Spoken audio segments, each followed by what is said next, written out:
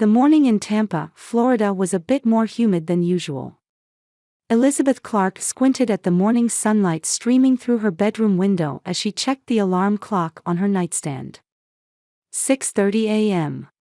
She took a deep breath and slowly closed her eyes again. Just 5 more minutes. But her wish would not be granted. She heard light, quick footsteps in the hallway approaching her door. "Mom, are you up? Breakfast is ready." The door opened and her 13-year-old daughter Katie peeked in. Her hair was tied back in a ponytail, and she already looked energetic so early in the morning. Elizabeth smiled at the sight of her daughter. "Good morning, Katie. You're up early today." "That's because I have my special project presentation at school today. Did you forget?" Elizabeth hurriedly sat up. "I'm sorry, I completely forgot. I'll get ready right away." Elizabeth had been working as an editor at the major publishing house, Atlantic Press, for over 10 years. Her specialty was educational books and literature for young adults. Her work was demanding, but she managed to balance it with raising her daughter Katie as a single mother. When she went downstairs to the kitchen, toast, eggs, and orange juice were waiting. "Did you make this?"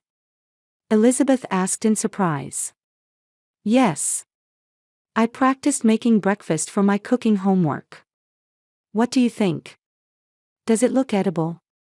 Katie looked at her mother with expectant eyes. "Of course. It looks delicious." Elizabeth gently stroked her daughter's head. While eating breakfast, Elizabeth recalled her divorce 3 years ago. Her marriage to Richard Clark had been happy for the first few years. He was a talented cardiac surgeon, nationally renowned especially in the field of pediatric cardiac surgery. They had met at a charity event at a university hospital and married a year later. Katie was born soon after. However, as Richard's reputation grew, he became increasingly devoted to his work. He stayed at the hospital until late at night and was increasingly called away for emergency surgeries on weekends. Even when he was home, he was always either reading medical journals or preparing for his next surgery. He was a wonderful doctor. But as a husband, as a father. Elizabeth sighed. "Mom, what are you thinking about?" Katie's voice brought her back to reality.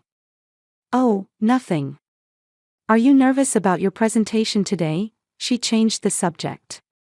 "A little. But I'm fully prepared," Katie answered cheerfully. Elizabeth felt saved by her daughter's brightness. The divorce hadn't been easy, but she was determined to live positively for Katie's sake. After the divorce, the court gave Elizabeth custody of Katie, and Richard was granted visitation rights once a month on weekends and the right to spend 2 weeks with Katie during summer vacation. Richard lived in an upscale residential area of Tampa and worked at the prestigious St. Joseph Children's Hospital. His 7-figure annual income provided generous child support that financially sustained Elizabeth and Katie. "Is Dad coming to see me this weekend too?" Katie suddenly asked. Elizabeth thought for a moment before answering. "Yes, according to the schedule. Dad is writing an important research paper right now, but he said he would take you to the aquarium on Saturday." "Yay! I've been wanting to see the new dolphin show." Elizabeth smiled. Richard might have been too dedicated to his work, but she had to admit that he truly loved Katie. He always gave Katie expensive gifts and tried to spend quality time with her whenever possible. Recently, he had given her the latest tablet for her 13th birthday. "Oh, I meant to tell you," Elizabeth continued after taking a sip of coffee. "I have to go on a business trip to Chicago next week." "Chicago? For how long?" There was a hint of worry in Katie's expression. "Just for 4 days. But since it coincides with your spring break, would you like to come with me? There's a big aquarium there, and we can also take a cruise on Lake Michigan." Katie's face brightened. "Really? Can I go?" "Of course. We can do some sightseeing between my meetings." I'll be discussing a new children's book series, Explorer Macy, a story about a girl who goes on adventures around the world. That's awesome. Should I tell Dad? Elizabeth thought for a moment. Yes, I'll call him tonight. We need to make sure it doesn't conflict with his weekend plans. Thanks, Mom. Katie jumped up and hugged her mother. They hurriedly finished getting ready, and Elizabeth dropped Katie off at school before heading to the publishing house. At the office, she had detailed meetings about the Chicago trip. The chief editor, Martha Johnson, stopped Elizabeth. Elizabeth, do you have all the materials for the Chicago meeting? Author Christina Williams is looking forward to it. Yes, everything's ready. Actually, I'm thinking of taking my daughter along. It's her spring break. That's wonderful. It will be a good experience for your daughter, Martha smiled kindly. That evening, on her way home, Elizabeth stopped at the supermarket to buy ingredients for dinner. When she arrived home, Katie had already started her homework. How was it? The presentation? Elizabeth asked. It was great. My teacher and friends all praised me. Can I start packing for the trip tomorrow? Elizabeth laughed. There's still a week to go. But sure, let's make a list of what we'll need tomorrow. After dinner, as promised, Elizabeth called Richard. He responded as concisely as usual. Chicago? That's fine. I'll change my schedule. But when Katie comes back, I want to increase her violin lessons. She has talent. Elizabeth agreed. Understood. But make sure she doesn't get too tired.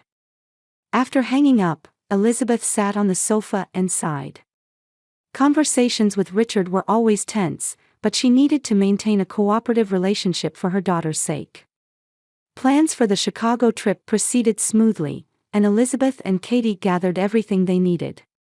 They were both sincerely looking forward to this little adventure. Elizabeth felt her heart flutter with excitement at the prospect of traveling alone with her daughter for the first time in a long while. The departure day for Chicago dawned. The morning was a bit chilly, and Tampa's sky was covered with pale gray clouds. Elizabeth closed her suitcase zipper while doing a final check. Katie, are you ready? The taxi will be here soon. Just a minute, her daughter's voice echoed from upstairs. Elizabeth looked out the living room window. After her divorce from Richard, she had moved to a quiet residential area in the suburbs of Tampa. The garden was small, but there was a little pond at the back where the morning sun beautifully reflected off the water's surface. It was a peaceful place to live. A few minutes later, Katie came downstairs with a heavy backpack on her shoulder. Do you really need all that? Elizabeth asked with a laugh. Of course. Katie opened her backpack to show its contents. Tablet, charger, earphones, 3 books, sketchbook, colored pencil set, and... Okay, Elizabeth raised her hands in surrender. Just make sure you don't get bored on the plane. The taxi arrived, and they loaded their luggage into the trunk. On the way to Tampa International Airport, Katie talked enthusiastically about the places she wanted to see in Chicago. Elizabeth watched her daughter's excited face, hoping this trip would create good memories for both of them. Mom, is the Chicago Aquarium really bigger than the one in Tampa? Katie asked. Yes, Shedd Aquarium is one of the largest in America. It has over 32,000 species of marine life. Wow! So they have lizards and chameleons too? No, those reptiles would be at Lincoln Park Zoo, not the aquarium. I hope we can go there too. When they arrived at the airport, they loaded their luggage onto a cart and headed for the departure lobby. Elizabeth checked in using her smartphone and proceeded to the baggage drop counter. Your seats are adjacent in economy class, window and aisle, the woman at the counter said with a smile. Boarding begins at 11:30 from gate 23. Thank you. Elizabeth took the boarding passes and handed one to Katie. don't lose this. They checked their luggage and headed toward the security checkpoint. It was the morning rush hour, and there was a long line at the checkpoint. "Mom, I'm hungry," Katie murmured. "We'll get something to eat at the cafe near our gate after we pass through security," Elizabeth answered gently. "Just a little patience." 30 minutes later, it was finally their turn. Elizabeth removed her belt, took off her shoes, and placed her small items in a plastic tray. "Katie, take off your shoes and put them in the tray, and your belt too," Elizabeth said. "I know, Mom. This isn't my first time," Katie answered, sounding slightly annoyed.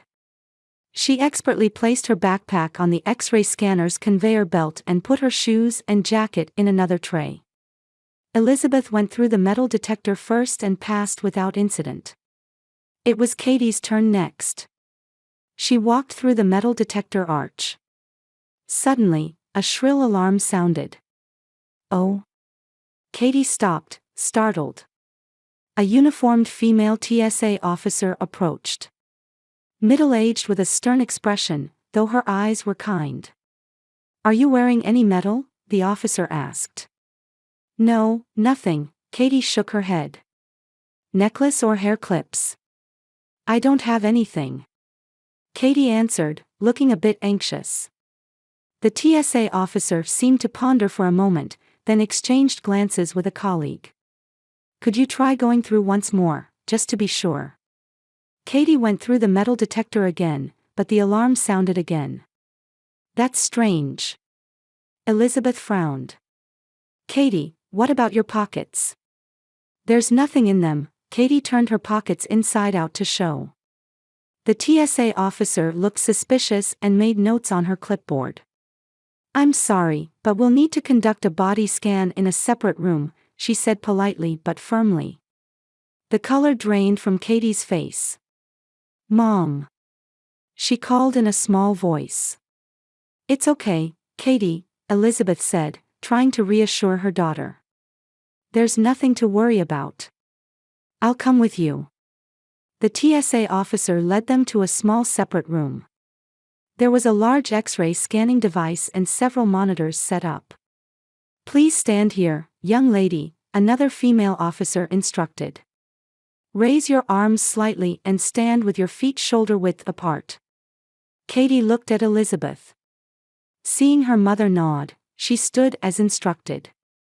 "It's okay, this is a safe scan and will only take a few seconds," Elizabeth encouraged her daughter. The scanner activated, and a large machine rotated around Katie. It ended in about 20 seconds. "Please remain still while we check the images," the officer said. The monitor displayed an outline of a human body with the internal structure visible. As the TSA officer stared at the monitor, her expression suddenly changed. She hurriedly called over a colleague, and they began whispering to each other. Elizabeth began to feel uneasy. It was clear that something wasn't normal. "Is there a problem?" Elizabeth asked. Her voice trembled slightly. One of the officers turned back and answered, carefully choosing her words. "Mrs. Clark, there's something concerning on the monitor." She called Elizabeth to the monitor and pointed at the screen. "There appears to be a small metallic object embedded below your daughter's shoulder blade." Elizabeth gasped. Indeed, the screen showed a small rectangular object beneath Katie's right shoulder blade. It was about 2 centimeters in size and clearly artificial. "What is that?" Elizabeth asked in a trembling voice. "We don't know." "Is it a medical implant? Like a pacemaker or an insulin pump?" "No, my daughter has never had surgery," Elizabeth answered. Her heart began to race. "At least not that I know of." Katie was listening to their conversation with a confused look. "Mom, what's wrong?" "Just a moment, Katie," Elizabeth tried to calm her daughter while turning back to the TSA officer. "What is going on here?" "I'll call the senior security officer," the officer said and called someone on the intercom. A few minutes later, a man in a gray suit entered the room. He was in his mid-50s with short-cropped white hair and a stern expression. After a brief self-introduction, he immediately went to the monitor. "I'm Johnson, the senior security officer," he said concisely. He stared at the monitor for a while and pressed several buttons to enlarge the image. After a few minutes of tense silence, he looked at Elizabeth with a severe expression. "This appears to be some kind of tracking device. It would have been deliberately implanted," the security officer said with a stern look. "What?" Elizabeth repeated in disbelief. Her head spun, and she felt the room revolving around her. These kinds of devices transmit location information in real time. Someone can constantly monitor where your daughter is, who she's with, and how she's spending her time. You should report this to the police immediately. But how? Elizabeth was confused. How could something like that be in my daughter's body? This couldn't be implanted without professional medical intervention. It would have required a small surgery, probably under anesthesia. He looked at Katie and then turned back to Elizabeth. "Go to the police right away." Katie turned pale and looked at her mother with a frightened expression. "Mom, is there something inside me?" Elizabeth rushed to her daughter and hugged her tightly. "It's okay, Katie. Mom will take care of this." But her heart was filled with fear and anxiety. Who had implanted a tracking device in her daughter's body, why, and how? Her thoughts were chaotic, and her hands were shaking. "I'll escort you to the airport police office," Johnson said. "They'll handle this matter." Elizabeth nodded silently. She gathered their belongings and tightly held Katie's hand. Their plans for a fun trip to Chicago had collapsed, and a terrifying nightmare was about to begin instead. "I'm scared, Mom," Katie said in a thin voice. "I'll protect you," Elizabeth said firmly. But she too was trembling with fear. The airport police office was a small room characterized by impersonal walls and fluorescent lighting. Elizabeth and Katie sat on hard plastic chairs while two uniformed officers examined the X-ray photos at the desk in front of them. The air in the room was heavy and tense. "Mom, can't we get on the plane?" Katie asked in a small voice. Her blue eyes were wide with anxiety. "There are more important things right now," Elizabeth answered gently. But her own heart was also greatly disturbed. One of the officers, Detective Robert Mullins, turned toward them. He was a man in his mid-40s with kind eyes and a tired expression. "Mrs. Clark, this is clearly an illegal implant," he pointed to the X-ray photo. There, a small rectangular object was clearly visible beneath Katie's shoulder blade. "Does your daughter remember being subjected to any surgery? Is there anything she remembers?" Katie squeezed her mother's hand tightly. "No. I don't remember anything," she answered in a trembling voice. Elizabeth gently stroked her daughter's hair, desperately trying to remember. She sorted through Katie's medical records in her mind. "Katie went to the hospital, yes, just last summer for a tonsillectomy," she finally said. "It was in July. She was having frequent throat inflammations." Detective Mullins nodded while taking notes. "Could you tell me the details of that surgery? Which hospital and which doctor was in charge?" Elizabeth's memory came back. The tonsillectomy was performed at St. Joseph Children's Hospital. The originally scheduled doctor was an ENT specialist named Dr. Anderson. But on the day of the surgery, Dr. Anderson couldn't come due to an urgent matter, Elizabeth said quietly. And then she faltered. Suddenly, all the pieces began to connect in her mind. "My ex-husband performed Katie's tonsillectomy," Elizabeth said quietly. Her voice trembled slightly. "Your ex-husband is a doctor." Detective Mullins's eyes sharpened. "He's a cardiac surgeon. Richard Clark. The chief cardiac surgeon at St. Joseph Children's Hospital." The atmosphere in the room changed.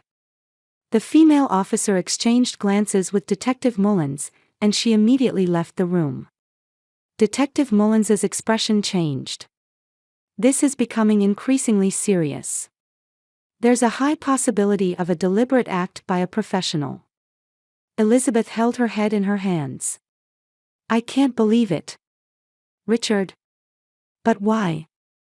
Was there anything unusual after the surgery? Detective Mullins asked. Elizabeth tried to remember. The surgery itself was successful without issues. The recovery was quick.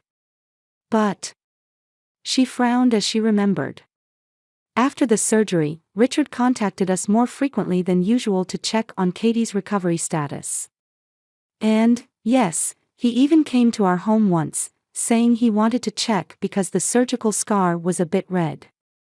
Katie, have you ever felt any pain or discomfort in your shoulder, not your neck? Detective Mullins asked Katie gently. Katie shook her head. No, nothing, but sometimes maybe my right shoulder would get a little hot. But it wasn't serious, so I didn't mention it. The female officer returned to the room. She whispered something to Detective Mullins. He nodded with a serious expression. Mrs. Clark, we've contacted the Tampa Police Department. They're taking this matter seriously and have begun procedures to issue search warrants for Dr. Richard Clark's home and hospital office. Elizabeth took a deep breath. I'll cancel our Chicago trip. We'll stay in Tampa until this matter is resolved. A wise decision, Detective Mullins agreed. Also, we've called in digital forensics experts to examine the nature of this device. They should arrive shortly. About an hour later, 2 technicians arrived at the office. One was a petite woman, and the other was a young man. They brought in specialized equipment and began analyzing the X-ray photos in detail. This is an advanced tracking device, the female technician, Sarah Chen, explained. It has the ability to send and receive satellite GPS signals. It can not only track the implanted person's location in real time but also record their movement history. Is such a thing possible? Elizabeth asked, trembling. Unfortunately, yes. This technology was developed for military and law enforcement purposes, but it's also available on the black market. However, medical knowledge is required to properly implant it, Chen answered. Her partner was operating a device that resembled a special antenna.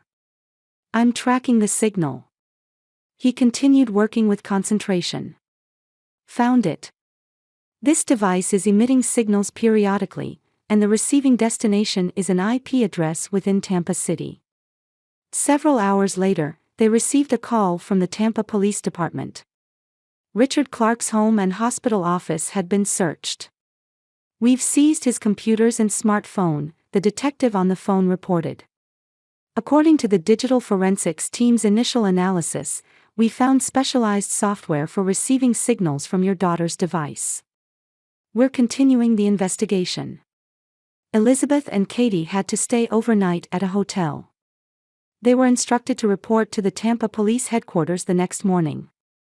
Both mother and daughter were exhausted but couldn't sleep. Mom, did Dad really do something bad? Katie asked as she lay in bed. Elizabeth sighed deeply. We don't know everything yet. But if it's true, yes, it's a very bad thing. The next morning, in a briefing room at Tampa Police Headquarters, they received a report from the investigation team. Richard's computer had been thoroughly analyzed, and shocking discoveries had been made. Mrs. Clark, I'll share the forensic team's analysis results with you, Chief Detective David Morrison said. A database of your daughter's movement history was found on Dr. Richard Clark's computer. It appears he has been tracking your daughter's every move for the past 8 months. 8 months, right after the tonsillectomy, Elizabeth murmured. Furthermore, not only was your daughter's movement history found on his smartphone, but also detailed floor plans of your home. The placement of security systems, locations of windows and doors were all recorded. Elizabeth turned pale. He was monitoring us. It appears so. He also had records of your daily patterns, your times of leaving for work and returning home, Detective Morrison said. Dr. Richard Clark has been arrested while on duty at the hospital. He has been taken to the Tampa police station and is being interrogated. My ex-husband always knew where we were, that's how he could appear suddenly. Elizabeth's voice trembled as she realized the horrible truth. Last month, when I went to pick up Katie from a friend's house, he appeared saying he was just in the area. And a few weeks ago, when we were at the shopping mall, he said he was there by coincidence. That was no longer coincidence, Detective Morrison said with a severe expression. A few hours later, the results of Richard's interrogation were communicated. He has admitted to implanting the device, Detective Morrison reported. However, according to his claim, it was to protect his daughter. Protect? From whom? Elizabeth couldn't contain her anger. In his words, her mother is trying to keep my daughter away from me. I have the right to know where Katie is, he answered calmly. That's absurd. Elizabeth exclaimed. I have never denied his visitation rights. We think so too, Detective Morrison agreed. More seriously, his computer contained information about your new romantic partner, your bedtime, and even your daily routines. Dr. Richard Clark's obsession appears to have reached a pathological level. Elizabeth was speechless. She was stunned, overwhelmed by a mixture of anger and fear. She couldn't believe that the husband she once respected could do such a terrifying thing. How can we remove that device from my daughter's body? She finally asked. We've already contacted a specialist surgeon. Tomorrow, a removal surgery is scheduled at a medical facility separate from St. Joseph Hospital, Detective Morrison answered. That night, in their hotel room, Elizabeth and Katie sat quietly. Mom, what will happen to Dad? Katie asked in a small voice. He will receive an appropriate punishment according to the law, Elizabeth answered, hugging her daughter. But now, your safety and health are the top priorities. Let's remove that device and return to a normal life. Though she said this, she knew that this event had forever changed their lives. The waiting room at Memorial Grove Medical Center was decorated with soft colors and peaceful paintings. Elizabeth sat in a stiff chair, absently flipping through a magazine but not reading a single word. Her heart was full of thoughts about her daughter, who was in the operating room at this very moment. Katie's device removal surgery was scheduled for 3 days after Richard's arrest. During that time, Katie had 2 sessions with trauma counselor Dr. Lin Chen. The first session was tense, but through Dr. Chen's gentle and patient approach, Katie had begun to open up little by little. Katie, do you remember the day you had your tonsillectomy? Dr. Chen asked gently. A little. Katie answered in a small voice. I arrived at the hospital, and a nurse dressed me in special pajamas, and then Dad came and told me everything would be okay. Then. She frowned. Then it gets fuzzy. I think because of the anesthesia. Did you notice anything different after the surgery? Katie thought for a moment. My throat hurt. But the nurse said that was normal. And. She faltered. My right shoulder hurt, but Dad said it was because I was in an awkward position on the operating table. According to Dr. Chen's report, Katie had a gap in her memory under anesthesia, which may have been intentionally created. This suggested that Richard had sufficient time to implant the tracking device during the tonsillectomy. Now, Elizabeth was waiting for the operating room door to open. About an hour later, Dr. James Sutherland appeared wearing blue scrubs. Mrs. Clark, the surgery was successful, he smiled reassuringly. The device has been completely removed, and there is no damage to the surrounding tissue. Elizabeth sighed deeply with relief. How is Katie? She's coming out of anesthesia. You'll be able to see her in about 30 minutes, Dr. Sutherland said. Then, lowering his voice, he continued, I examined the device in detail. This is a military-grade tracking device. It is not available on the general market. It has advanced encrypted communication capabilities and a very long battery life. He took out a small plastic container from his pocket. Inside was a coin-sized metal device. I thought you might want to see it. Elizabeth accepted it with trembling hands. This small device had changed their lives. How did he obtain this? That's a subject of police investigation. Probably through the black market or medical equipment supplier connections, Dr. Sutherland answered. The device will be handed over to the police as evidence. That afternoon, Elizabeth took her daughter home, and the next day, she met with a family law specialist, Margaret Owens. Owens was a reliable woman in her 50s, a highly reputable lawyer in the field of children's rights protection. Let's organize the charges against Richard Clark, Owens said, holding a pen. Assault, stalking, child abuse, and medical ethics violations.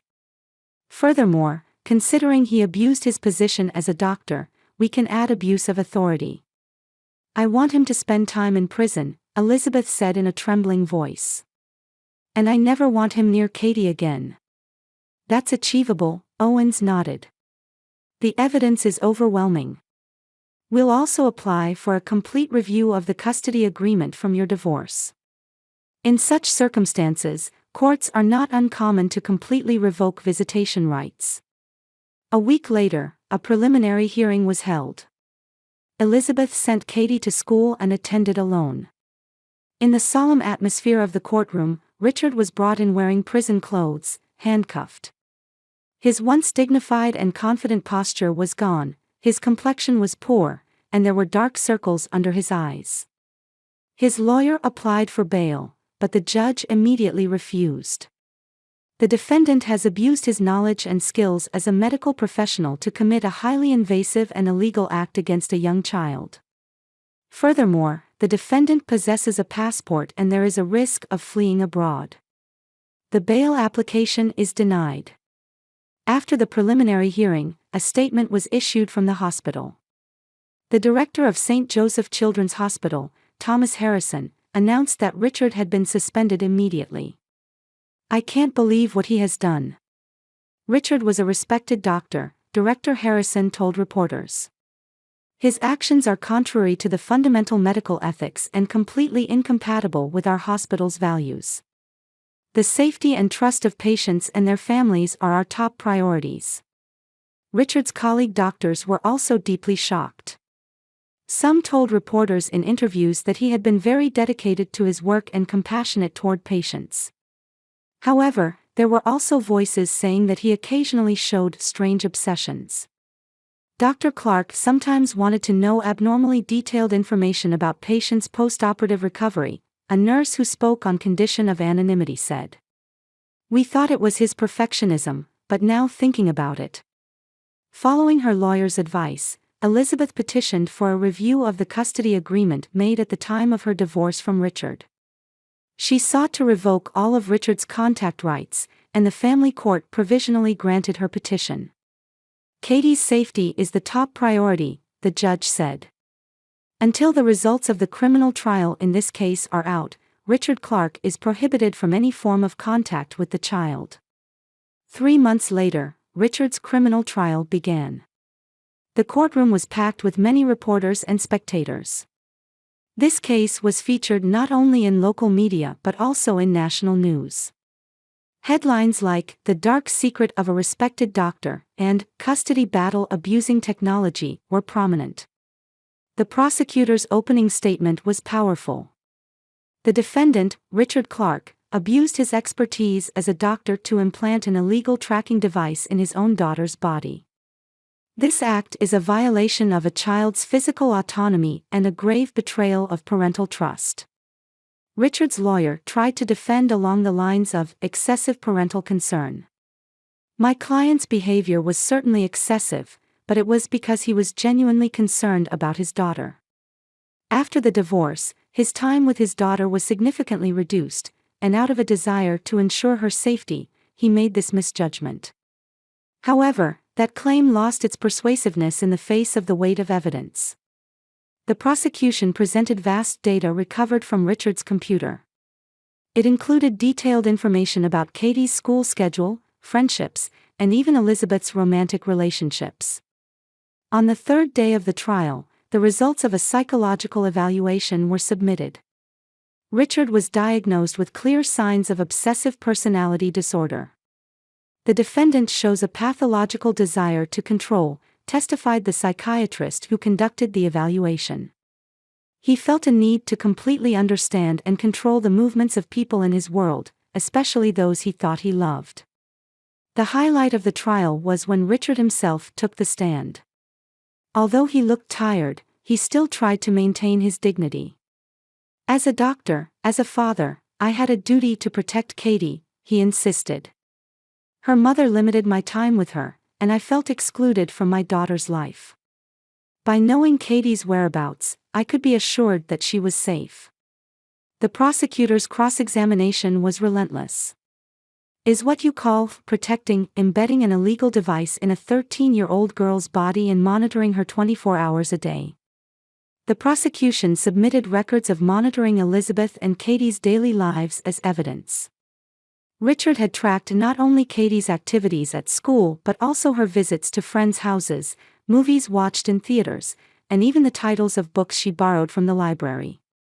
This is not protection, but pure control, the prosecutor declared to the jury. The defendant did not love his daughter but treated her as a possession. After the final arguments, the jury retired to deliberate. Elizabeth sat on the hard wooden bench in the courtroom, thinking about these nightmarish months. Katie continued counseling and was gradually recovering. However, the fact of her father's betrayal had left a deep wound in her heart. The judge looked sternly at Richard before pronouncing the sentence. The defendant, Richard Clark, is found guilty of first-degree assault, child abuse, stalking, and abuse of medical license, and is sentenced to 8 years in prison. Additionally, 5 years of probation after release is ordered. Furthermore, permanent revocation of his medical license is recommended. Richard listened to the sentence without changing his expression. His face was hard as stone, his eyes vacant. He looked at Elizabeth just once, but she looked away. As the judge left and the court dispersed, Elizabeth finally stood up. Her legs were still shaking. When she left the courtroom, the warm spring sunshine greeted her. A few days later, she took Katie home. "Is it over now?" Katie asked during dinner. "Yes, it's over. We're free now," Elizabeth hugged her daughter. "We can start a new life." That night, after Katie had gone to sleep, Elizabeth sat on the porch and looked up at the starry sky. It had been a long battle, but it was finally over. She had protected her daughter. Life ahead wouldn't be easy, but she believed they could overcome it together. The spring sunlight poured through the large glass windows of Tampa International Airport. Elizabeth received the boarding passes at the check-in counter and handed one to her daughter Katie. "Here, hold on to this. We'll finally get to Chicago this time." 1 year had passed since that incident. After Richard's trial ended and he was imprisoned, Elizabeth and Katie's lives were gradually returning to normal. And now, they were finally embarking on the Chicago trip that hadn't materialized before. "Same gait as before?" Katie asked. She was now 14, had grown a bit taller, and her expression was more mature. "Yes, what a coincidence," Elizabeth smiled. "But this time, it should be a more enjoyable trip." They checked their luggage and headed toward the security checkpoint. While waiting in line, Elizabeth remembered that day. How much her life had changed since then. Eventually, it was their turn. Elizabeth expertly took off her shoes and placed her valuables in the tray. Katie did the same. "Mom, are you okay?" Katie asked. She must have noticed that Elizabeth's expression had hardened a bit. "Yes, of course," Elizabeth rallied herself. "Just experiencing a bit of déjà vu." Elizabeth went through the metal detector first and passed without incident. It was Katie's turn next. She walked through the metal detector without hesitation, and no alarm sounded. "See, no problems at all," Elizabeth sighed with relief. Katie stared at the X-ray scanner for a while. "It's a strange feeling," she murmured. "This machine found that thing inside me that day." "Yes," Elizabeth answered quietly. "But it's different this time. If that day hadn't happened, the truth might never have come to light." On their way to the boarding gate, Katie said while looking at the planes outside the window, "I've learned a lot this past year." Elizabeth looked at her daughter. After that incident, Katie had continued weekly sessions with a trauma counselor. The first few months were difficult, but gradually she learned to express her emotions in words and deal with her fears and anxieties. "So have I," Elizabeth put her arm around her daughter's shoulder. That incident had also brought changes to Elizabeth's work. She became responsible for a series of books on privacy and safety at the publishing house, putting her own experiences to use. In particular, a book called Children's Safety in the Digital Age was well received and featured in national media. "My teacher said my experience might help other kids," Katie said. "So I decided to give a speech at the school's safety program." Elizabeth was surprised and at the same time felt proud. "Really? How long have you been thinking about this?" "For a while now. But I wanted to wait until I was ready before telling you." Katie smiled a bit shyly. "There might be other kids who have had experiences like mine. If my story can help." Elizabeth hugged her daughter. "You've really grown stronger." At the Florida State Prison, Richard Clark was reading a book in his small cell. The first few months after imprisonment had been difficult to adapt to, but now he was used to the prison routine and was known as a model prisoner. He was taking a correspondence course in medical ethics and was beginning to understand the seriousness of his actions. Each week, he met with the prison counselor to discuss his behavior patterns and thought processes. "I loved too much," he told the prison counselor one day. "Katie was everything in my world. I was afraid of losing her." "That's not love but attachment, Mr. Clark," the counselor quietly pointed out. After a long silence, Richard nodded. "I understand now. It wasn't love, but control." He had written letters several times, trying to apologize to Elizabeth and Katie. However, Elizabeth had taken legal measures and refused all contact from him. All his letters were stopped at the lawyer's office and never reached them. Richard eventually accepted that decision. He now participated in a medical consultation program within the prison, providing basic health advice to inmates. His medical license had been permanently revoked, but his medical knowledge was proving useful in prison. "What do you plan to do after your release?" the counselor asked one day. "I intend to find a path of true atonement," Richard answered. "I want to do something that benefits those I've hurt, to give back to society." However, he had vowed in his heart that he would never interfere in Elizabeth and Katie's lives again. He knew they had already moved on. And that was something he needed to do as well. From the window of their Chicago hotel, Elizabeth gazed at the magnificent view of Lake Michigan. For the next 3 days, she and Katie planned to visit this city's tourist attractions. "Mom, it's Michael on the phone," Katie handed over the smartphone. Michael Sullivan was a university professor Elizabeth had met 6 months ago. He was mild-mannered and considerate, and had built a good relationship with Katie. Their relationship had gradually deepened, and Elizabeth was feeling the joy of romance for the first time in a long while. "Thank you," Elizabeth took the phone. "Yes, we arrived safely. The hotel is lovely." "Katie?" "She's fine, hold on, I'll let you talk to her." Elizabeth handed the phone to Katie and smiled as she watched her daughter enjoy the conversation with Michael. A new family form was gradually taking shape. "Living my own life without being controlled by a control freak like him is a wonderful thing," Elizabeth thought as she gazed at the city lights spreading from the window. The night view of Chicago from the hotel room was breathtakingly beautiful. And the journey starting tomorrow would be filled with new memories. Having overcome past fears, they had finally gained their freedom. From the prison window, the view of the starry sky was limited, but Richard had still developed a habit of looking up at the night sky. After serving the remaining 7 years of his sentence, he would have to start a new life. It wouldn't be easy, but he was determined to learn from his mistakes and become a better person. "Elizabeth, Katie, may you be happy," he whispered. That was the only prayer he could offer.